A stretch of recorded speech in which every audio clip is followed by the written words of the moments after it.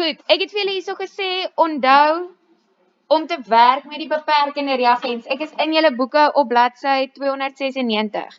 So yesterday we did 4.1 and we said that the aluminium is the reactant that was in excess. How do we know that? Because in 4.1 they asked you how much aluminium was left. In other words, there has to be something left. It couldn't have been the limiting reactant. Nee? So ons is besig om te begin met die konsep van beperkende en beperkende reagense en die reagense wat in oormaat is. So ons weet nou aluminium gaan daar na die tyd van oorbly. So in other words, what was the limiting reactant?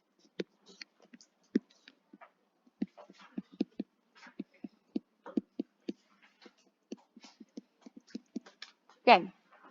The oxygen had to be the limiting reactant. Now remember we said the limiting reactant determines how much of the product can be formed because that's the one that we're going to run out of. Nee, dis so goed jy bak koek by die huis, maar jy het net 2 eiers. Jy het sakke en sakke en sakke vol meel. Bepaal die meel hoeveel koek jy gaan bak.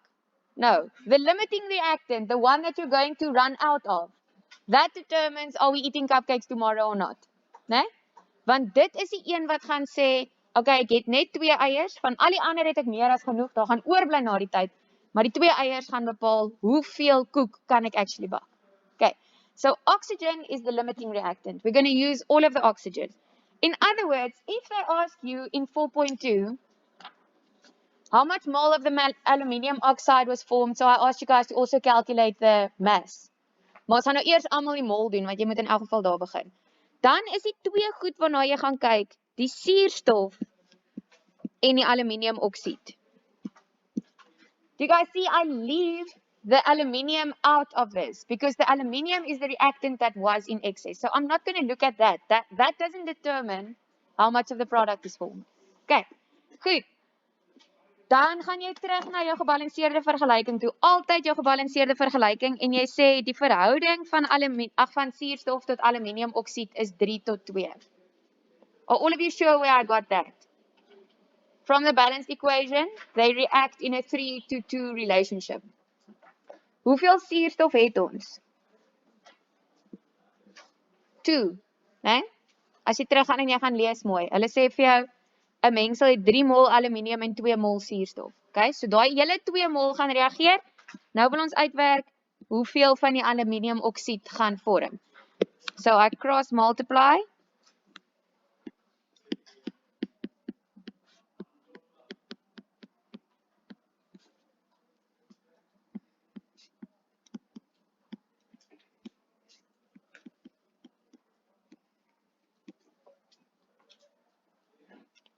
Okay, en dis eintlik wat hulle vir jou by 2.2 gevra het.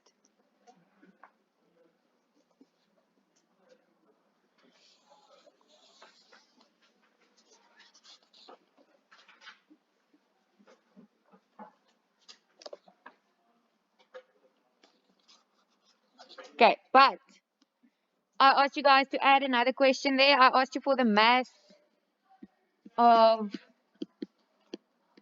aluminium oxide. Ons het nou klaar die aantal mol bereken. Het ons 'n manier om van mol af na massa toe te gaan? Ja? Stem julle saam? So ek gaan net hierdie ene gebruik. Die mol is 1,33.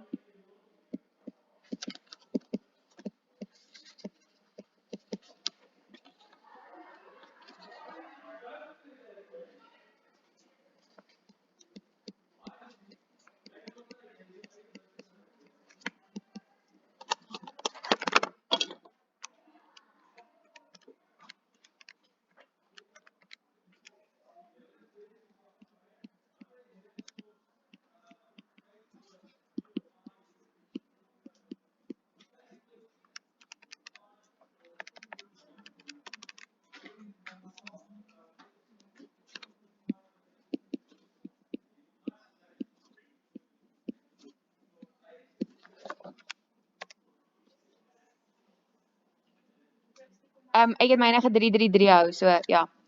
Ek het myne net nie afgerond nie. Maar as jy gewerk het met 1,33 dan sal dit wees 96. Dis reg.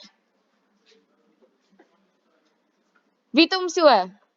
Mooi. Wie nog? 2. Mooi. 2. Casey? No? Damn it. Niemand anders nie? Next time we try again. Okay. Ek gaan nou terugkom na die somme in die boek toe. Ek wil net gou vinnig vir julle nog 'n soortgelyke enetjie gee voordat ons leer hoe om die beperkende reagense bepaal. Okay. Kom nou.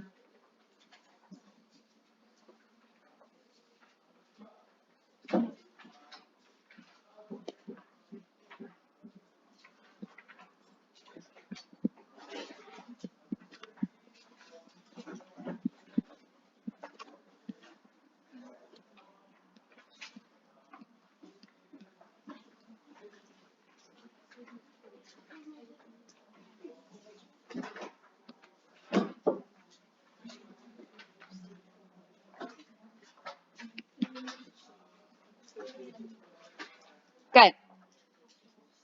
Goed, skryf gou vir julle daai gebalanseerde vergelyking neer.